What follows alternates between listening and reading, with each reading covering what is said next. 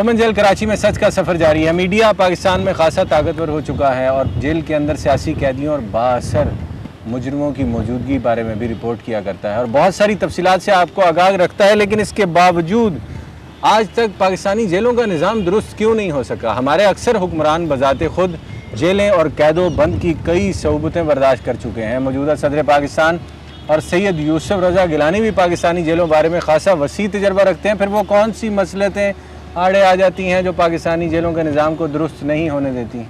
वो कौन से मामलात हैं जो हमारी जेलों को मज़ीद जदीद सहूलियात से मुज़य्यन नहीं होने देते?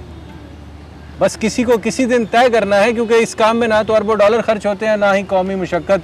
ये तौफीक किसको किस दिन नसीब होती है, ये देखना है। इस वक्त मंजिल है वुमेन जेल कराची, जहाँ पर जेल की कैदी ख़वातीन और इंतज़ामिया हमारी मुंतज़िर है। तफसीलात जानने के लिए सच के सफ़र में मेरे साथ रहिएगा।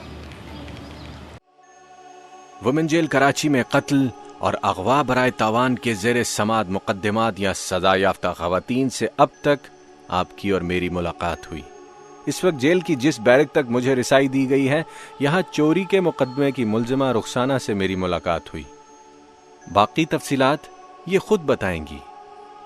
3 मंथ्स हो गए हैं यहाँ पर आए हुए और चोरी के इल्ज़ाम में आई हूँ। यहाँ पर मैं जॉब करती थी, मैं यहाँ किसी के घर पर, तो उन्होंने मेरे पे ये इल्ज़ाम लगाया क्योंकि मैं ड्यूटी छोड़ना चाहती थी, तो वो लोग नहीं थे चाहते कि मैं उनको ड्यूटी ऑफ करके चली जाऊँ।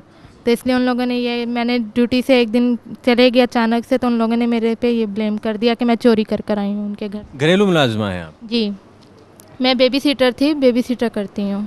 तो ये क्या हुआ? उन्होंने क्या चीज़ आपके ऊपर डाली कि ये चोरी की? उन्होंने मेरे पे ये केस डाला है कि मैंने उनके घर से डायमंड्स उठाए हैं और उनके कुछ मनी थे जो लेकर आई हूँ, मगर ऐसा कुछ भी नहीं है। घरेलू मुलाजमीन के साथ हमारे यहाँ कैसा सलूक होता है? आप जैसे कि बता रही हैं कि आप शुरू से ये काम करती हैं।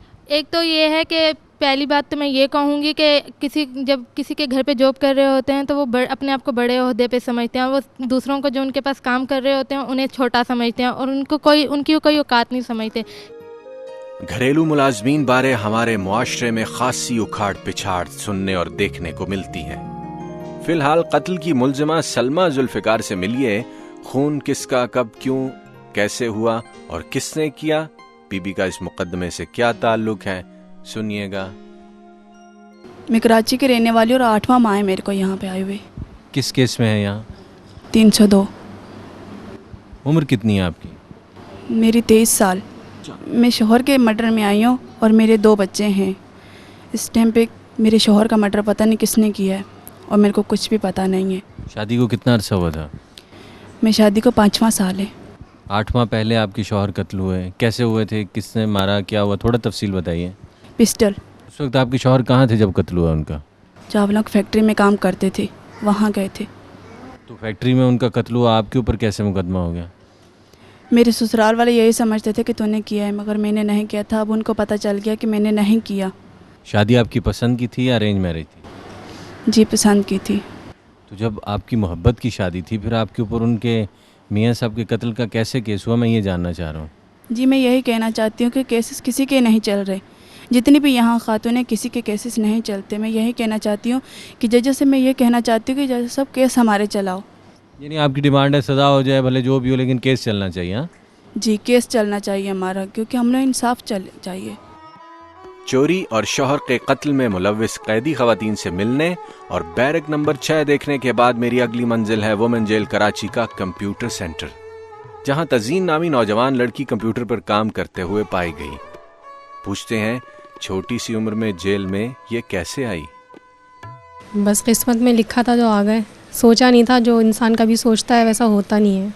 जेल आने का तो कोई भी नहीं सोचता कि मैं जेल में चला जाऊँगा। Of course. क्या केस क्या है यहाँ पे? मेरा मर्डर है। मर्डर किसने किया? I don't know. ये कैसे हो सकता है कि कत्ल हुआ और आपके ऊपर अचानक कैसे पड़ गया, पता भी नहीं आपको? बस जी, मैंने आपको कहा ना कि किस्मत लेकर आ गई, और जिनका मर्डर हो मेरे रिलेटेड थे। क्या लगते थे आपके? काफ़ी पुराने जानने वाले थे, इसलिए। तो आपकी फैमिली बाकी वो आपको सपोर्ट कर रही है इसके? बिल्कुल बिल्कुल। सबसे ज़्यादा मेरे फादर, मैं उनका बहुत ज़्यादा थैंक्स कहूँगी, क्योंकि जेल ऐसी जगह है कि यहाँ पर अच्छे अच्छे जो हैं वो साथ छोड़ देते हैं। सिर्फ वालिदैन ऐसे हैं जो आते हैं मिलने, और मैं उनका बहुत ज़्यादा यानी शुक्रगुज़ार रहूँगी मैं। और रिहेबिलिटेशन के सिलसिले में हम लोगों ने काफ़ी फैसिलिटीज़ यहाँ पर ये कि दी हुई हैं फॉर रिहेबिलिटेट, ताकि इनमेट्स ये कि जब बाहर जाएं तो कुछ ये कि सीख कर पॉजिटिव चीज़ सीख कर जाए।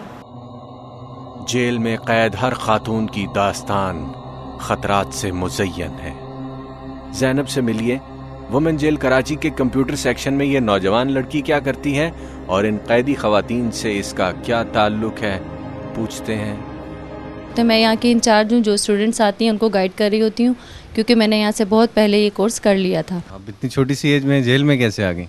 ये आप रहने दें, इस बारे में बात नहीं कर रहे हैं। और ये यहाँ पर माइक्रोसॉफ्ट ऑफिस है, वर्ड है, पावर पॉइंट है, उसके अलावा इंग्लिश लैंग्वेज की क्लासेस होती हैं। यहाँ कैसा है एटमॉस्फेयर जेल का? आप लोगों को मुश्किलात क्या हैं यहाँ? मुश्किलात यहाँ पर यही हैं कि फैमिली से दूर हैं, आज़ादी नहीं है, एक बहुत लिमिटेड लाइफ है हमारी कि हमें ये करना है, ये करना है, यूँ करना है, यूँ करना है, बस। फैमिली कराची में? जी जी, यहीं क्यों। तो आते जाते हैं, मुलाकात होती? जी, फैमिली आती है, सब है। कितना रह गया टाइम आपका यहाँ जो स्टे करना है? मालूम नहीं, केस में है लाइक आप? इस बारे में मैं कोई बात नहीं करना चाहूँगी। मैं कह रहा हूँ टाइम कितना रह गया आपका? वो भी नहीं बताना चाहूँगी, रहने दें।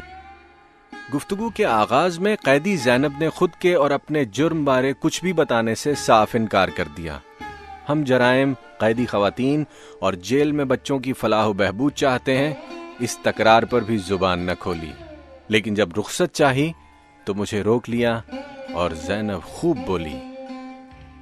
हमारे एक टीवी चैनल वाले हैं, उन्होंने न्यूज़ में कुछ ख़बरें चलाई थी। एक्चुअली वो करते ये हैं कि यहाँ पर आके ख़वातीन से पूछते हैं कि आपकी लाइफ में क्या हुआ, कैसे हुआ, किस तरह आप यहाँ तक आई, और फिर वो लोग एक अपनी तरफ से ड्रामा बना के वो पेश करते हैं। यानी आप रीएनैक्टमेंट की बात कर रहे हैं? रीएनैक्टमेंट करते हैं, उसमें वो पूरा ब्लेम जो है खातून पे डाल रहे होते हैं, और दूसरी तरफ जो वो यहाँ से खातून का पूरा इंटरव्यू लेके जाते हैं वो चला रहे होते हैं साथ में। तो इतना गलत इंप्रेशन पड़ता है कि यहाँ के लोग बिल्कुल मीडिया से कट चुके हैं।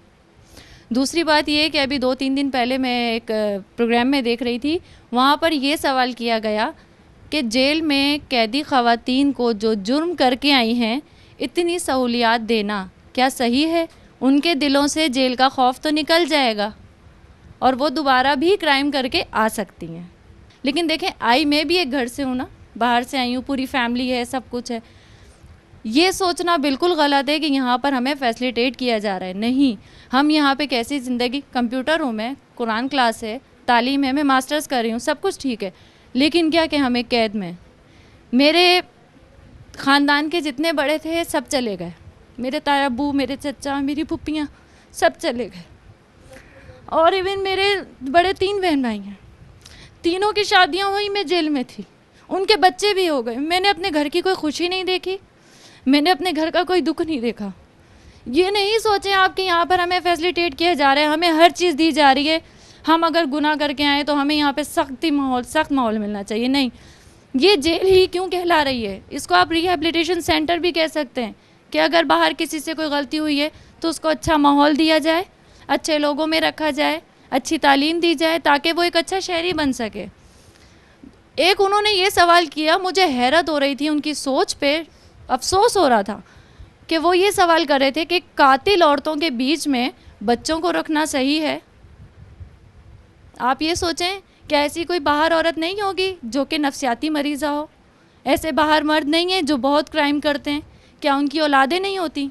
आपको ये बुरा लगता है कि ऐसे ट्रीट किया जाता है आपको कि ये खातून जेल में है?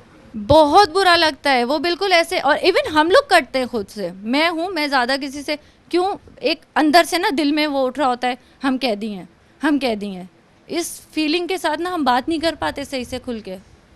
आपने एक मीडिया वाली की शिकायत एक मीडिया वाले से की, क्या आपको यकीन है मैं चलाऊंगा ये सब कुछ या काट दूंगा? मुझे यकीन है आप चलाएंगे, क्योंकि मैंने उस मीडिया चैनल का नाम नहीं बताया, उस होस्ट का नाम नहीं बताया कि ये आप यकीन करिए, अगर उसका नाम दोनों का बता देती हैं, होस्ट का भी, टीवी चैनल, मैं फिर भी चलाता। मैं नाम बताना नहीं चाहती। ये आपकी बड़ाई है।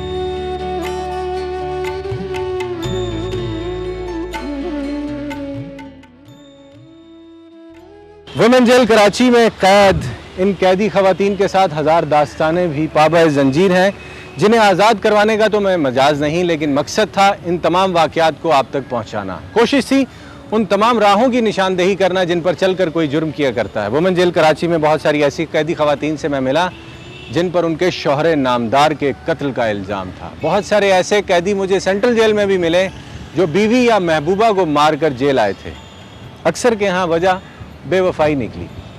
इस मुआशरे में बेवफाई पर कत्लेआम होता है, हालांकि बेवफा तो जीते जी मर जाया करता है। फ़लसफ़ा इश्क का कातिल हनूत कर लिया जाता है, फ़िरौन की लाश हो जैसे। ऐसे में किसी मुर्दे के खून से हाथ रंगना, किसी गद्दार की कब्र पर बैठकर आंसू बहाना, क्या हासिल। सो जहाँ भी रहिए सुकून से रहा कीजिए, नफ़रत जुर्म से कीजिए, मुजरिम से नहीं, कि हम सभी इंसान हैं और मोहब्बत के लायक भी। मोहब्बत ही इंसानियत की महराज है और किसी के इंसान होने का जवाज़ भी। May Allah take good care of you always. अस्सलाम वालेकुम।